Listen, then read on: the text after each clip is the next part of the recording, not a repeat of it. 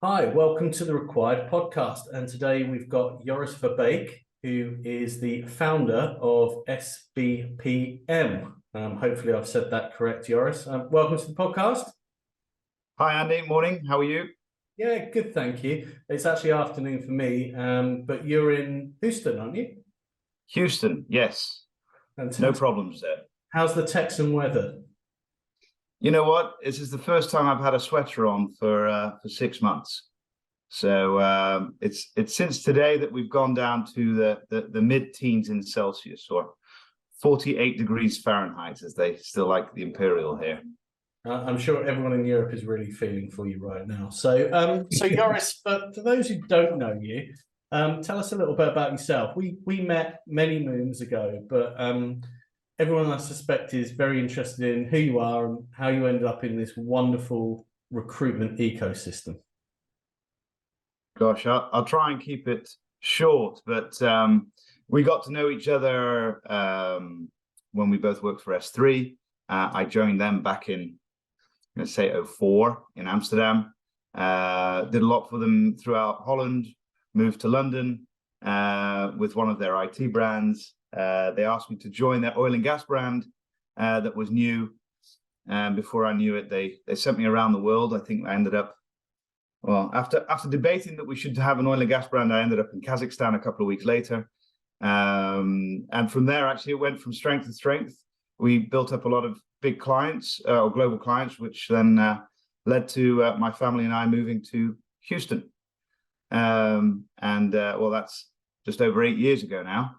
So what I thought was 2 years has turned into much longer, and I suspect will carry on for the foreseeable. Yeah, you were one of those people that frustrated me. You just kept on doing business all the places which probably shouldn't have been doing business, and having these great opportunities that were too good to be true, and having to work through all the logistics of it. So, but it was boom time, wasn't it? Oil and gas. Oh my gosh, it was you'd never seen anything like it, from London IT to crazy places, oil and gas. I mean, it couldn't be more different. On the flip side, I think it taught me a lot about compliance and working with big business. You know, S3 grew up with, let's just find small companies to work with so we have better rates, if I could just say it that way. And when you work with big companies, you need compliance and all sorts of check boxes. So what was Wild West turned into quite a lot of understanding of what you need to do to be able to be a big boy, I guess. And I guess, actually, without saying the company name, because it probably should be fair to our previous employers, but you were actually one of the first people that followed the account. You know, you based yourself in Houston because that was where all the decision makers were for that global account. Oh, for sure. It was their head office was here, but in reality, most of our business was done in all the crazy oil and gas places. So it was a combination of seeing the important senior management here in Houston and seeing the regional management in places like Angola, and you remember going to the Republic of Congo at one point. But I mean, it paid off in spades, you know, going to see people locally whilst on a global level, explaining to our client how what was happening in the regions was worth its weight in gold to them and us. It was great. Yeah, what a real sort of steep learning curve that must have been. So 2 years turned into 8 years. You're still there now. What is it you're up to now? So the journey, after several years of S3, I decided to leave. I actually ended up doing a little stint with a couple of MSPs because it was a project around rates, but in reality, it was actually a project to explain to them what's important to a staffing firm or a recruitment firm, and why they don't want to work with MSPs and what they need to do to make it better. So that was an interesting time. What is the answer to that question? Why don't how do MSPs make staffing firms want to work with them? Less competition, more interaction with hiring managers, and realistic rates. I mean, it's sort of like the concept of the theory of MSP is good, but if you take all the good ingredients out, then you can't exactly expect a good cake, you know. And that was the piece that ended up a big discussion point. Don't know how much actually got put through. I think some accounts really listened and changed, and others, well, it's hard to change things when they're a big account. But it was also insightful for me to see how they thought. Where you're thinking the MSP is the enemy when you're the staffing company. In reality, they're just fighting for their own client as well to try and offer the best service. So after doing that, I ended up working for a Dutch firm. I ran their Americas recruitment company, oil and gas again, or energy, I should say. But being their, I guess their regional director really opened up my experience in how to run a company in the US. Yes, we were a part of a bigger organization out of Europe, but in reality, it was okay. Well, Joris, good luck. Let us know how much you make. And it just I don't know if I was ready for it or not, to be honest. But now I'm a lot more experienced around it, and I found a lot of inefficiencies of how to run a business. In fact, at some point, 80% of my time was more around our back office than it was in front of the clients. And to that end, actually, it led to us building or creating SBPM, which is the core of our business is we optimize and manage the back office of staffing firms in the US, with the main aim, so that the principals of the business can actually get back to doing what they wanted to do and make more placements. So that's a very popular concept in the UK. There's a number of companies that do that, and it's a very tried and trusted. But it's something that was quite new to me when we started talking last year, actually, and sort of going through talking to you about partnerships and putting some test customers with you.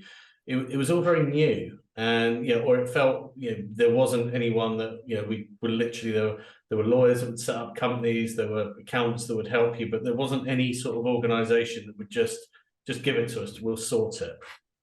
Yeah, and there will continue to be lots of companies that will help you set up, but then wash their hands of you. Good luck to you. But that's really when the work really starts. The US is sometimes a bit of a scary place and litigious and such. It's actually not too bad as long as you understand it and embrace it, as opposed to be scared of it. You'll be fine. But there is a lot of things to be done here to be able to run a compliant and scalable business. And that's exactly what we do.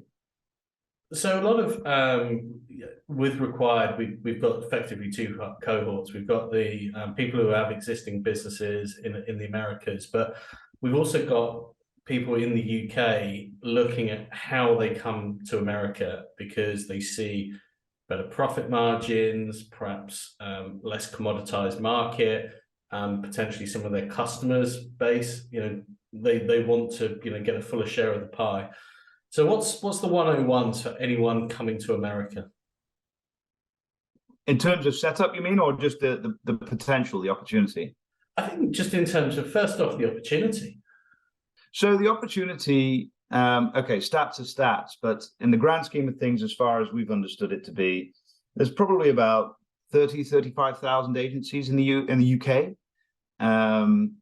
That number is more around 20 or 25,000 in the US, but the GDP is 5 times higher. So just that alone sort of says, I think there's room for you. Yeah, and I think how to do business here is a bit different, but there's been enough European and UK brands that have come out to the US and have done very, very well since. But you've also got to be. It's not the UK; it's a different country. We might speak the same language, but it's different. And how much does it vary from state to state? So a common thought is, okay, the US is one country with 50 little countries, and to a certain extent that's true. There are nuances from one state to the next, but from a federal level or a national level, that's your template, that's your standard, wherever you decide to start in that state, and then we can help you from one state to the next about what you need to have in place. But it's more about having slight nuances in your employment contract, for example, as opposed to a fundamental change in your registrations and entities and such. We work, for example, in, I don't know, 11 or 12 states at the moment. We're based in Texas.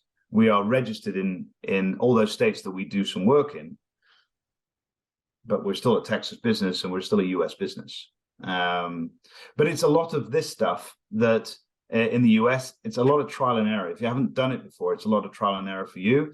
And I guess that's the bit that we try and take away. The bit that I missed was, who can I talk to help me out? Is this the right thing to do? Or how do I do that? Just an amazing amount of time that goes out the window trying to work out on a government website what you're supposed to do, whilst you don't really need to do that much. Well, that's good to know. So literally anyone looking to incorporate can just come to you and you'll help them with which bits, Joris? So going back to, our core is to optimize and manage an existing staffing company in the US, together with you and some of the pilot clients with RecWired. We've sort of taken one or two steps back and said, okay, how can we help you set up here? And it really just starts with a conversation of, well, what do you want to do here? Is it do you want to run a contract business and you need someone to take care of it? Sure, can do it. Or do you have a perm business and you want a couple of salespeople running around? Also possible. I think if you're serious about the US, then you will also become your own employer here. Again, it's another one of these steps that you need to take. You need to be your own employer here, in our opinion. There's complexities to it, but like anything, riding a bike was complex when you first got on too, but once you go, it's second nature, So there's why is that? Because again, from a UK perspective, actually from a European perspective, management companies, umbrella companies, they're pretty much par for the course and accepted. So why is that different? So I guess, without going down a debate that you know very well, and I know it's since changed again, but take the UK and IR35. Before that, it was very normal to use umbrella companies in the UK. Since IR35, many recruitment companies are thinking, well, why don't we just employ ourselves? It's the better way forward. The US, with everything that's going on, you are better off being an employer yourself. Very simply, if you use an umbrella company or a version of it, and there's a variety of versions which we can go through, of course, it's going to cost you a large part of your margin. It might be easier in the beginning to outsource that bit, but the quicker you do it, the more of that margin you get back, and most importantly, the more control you have of your business and your brand. If you use a third party, you are dictated to how you engage with your contractors and what your offering is to your clients ultimately. So we're a big believer in taking control of your own business, and we'll help you and support you with the controls that you need in place. What do the most successful companies do in the US? What marks out the successful versus the great versus the good? Gosh, that's a very broad question. It's a really broad question, but I think people looking at scaling their businesses in the US or making a really significant investment, they want to get it right. They want to knock it out of the park. So what do the great companies do really well?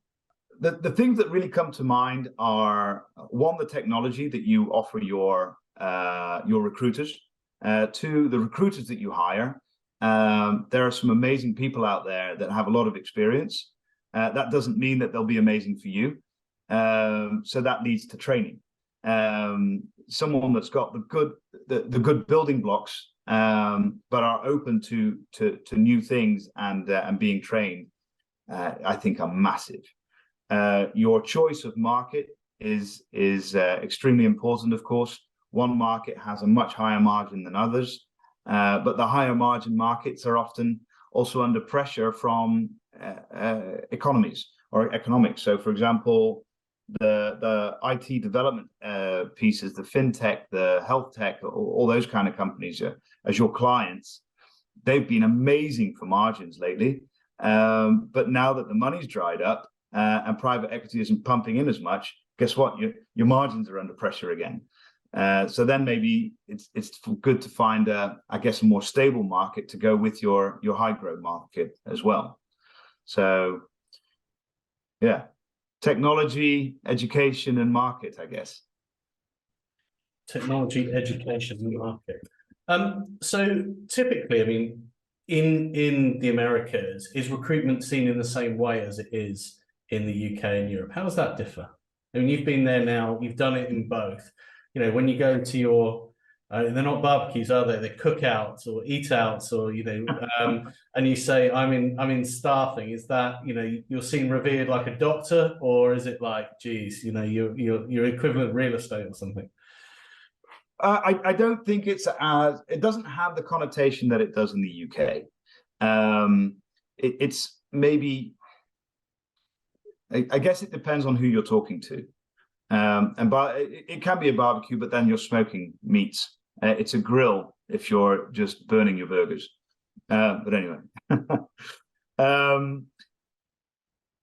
because the market's so large, and also, you know, like most parts in the world, the STEM industries are in dire need of good talent.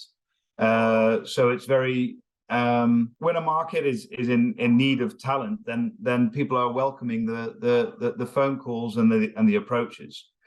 But like any market, I mean, then it's really down to the talent that you have. If you're just going to start mud at the wall and hope that it sticks, as the old adage was, then you're going to get the same kind of response. The old adage, America squeezes, America sneezes, and the rest of the world catches a cold. How is the labour market there right now? I think we obviously saw a market in recruitment that we'd never seen before, certainly for the first half of the year, and the feeling is it sort of cooled a bit. You know, big sort of layoffs in the recruiting fraternity and the big tech firms. But are you seeing that as a trend? Is people panicking, or is it all still very good? I certainly don't see panic. I think if you again, media is a bit dangerous, right? When the agenda is to show that there's a recession coming, then they'll write about it. You've got yes, there's been a bit of a pullout from private equity into newer businesses. I'm in Houston. It's a little bit tainted here. The oil price is still high. I know most people don't like that statement. It is what it is, but it keeps recruitment going massively in the oil states. So, but for me personally, around me, there's a lot of jobs. I think in the stable markets, there will always be good people necessary. But again, good times or bad, the STEM industries, they're still lacking in talent. So I think even in bad times, there's still a lot of opportunity. And what's the current state of the visa system? Because that's constantly changing, and not just, there's the espoused version of it, and there's the reality of what the visa, you know, the waits are, how long they take, you know, where are we with that at the moment? So I still believe the US work visa is one of the hardest visas to get in the world. It's crazy. It is and stays difficult unless you're Canadian with a college or a university degree. It's going to be difficult. If you are the second best option is if you are a UK citizen working for a UK company that is invested in the US, then they should be able to get a blanket e-visa, and shouldn't be that difficult. Things have moved on faster. You know, COVID shut everything down, but as far as I can see, things are going again. Your L1 visas, which is usually if you're not the citizen of the company that you work for, those are still difficult, extremely actually, and also your citizenship plays a massive role into your even, being accepted. And then the legendary green card. Be prepared for a lot of patience and a lot of money, mostly to your lawyer. Yeah, so I hear that's quite a long drawn out process, and you can't travel for periods of time while it's all going through. So yeah, it looks and then you've got to pay taxes to the United States for the rest of your life. Well, the day you start working in the US, you really also sign up to paying tax on your global income anyway.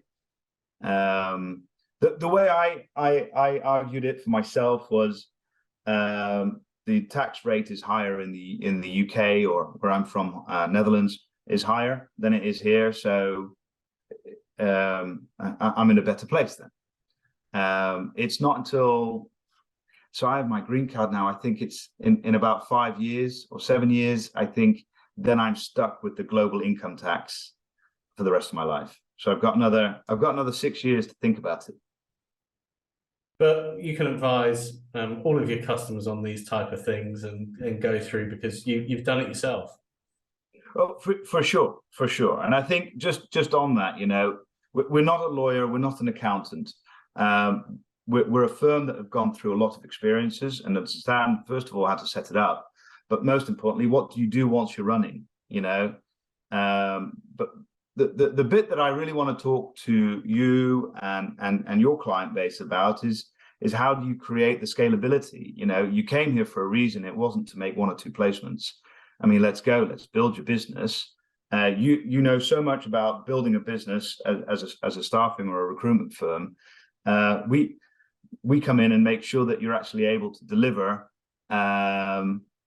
what you're selling. Fantastic. So, and I think your point around the start was typically just get on and manage your customers, manage your clients. We'll manage the bits that you don't really need to know about, and we'll take that off your hands and make your life easier. Exactly. Your day-to-day back office comes with us. Your yearly renewable things that you need to think about, your insurance, your benefits, your workers' comp, your, oh gosh, so many things that will take your day out. These are things that we talk about day to day, and we'll talk to you about it at the right time once a year. Make it a lot easier. Fantastic. Well, it sounds pretty good, and I think anyone certainly considering or currently in the US should probably have a chat with you and talk to you about it. Joris, it's been great. We'll have to do this again soon. If there's any breaking news in the US, then we'll definitely keep our members updated on it. But if people do want to reach out to you, how can they get in contact with you? I'm on LinkedIn, of course. J Verbeek at sbpmpartners.com.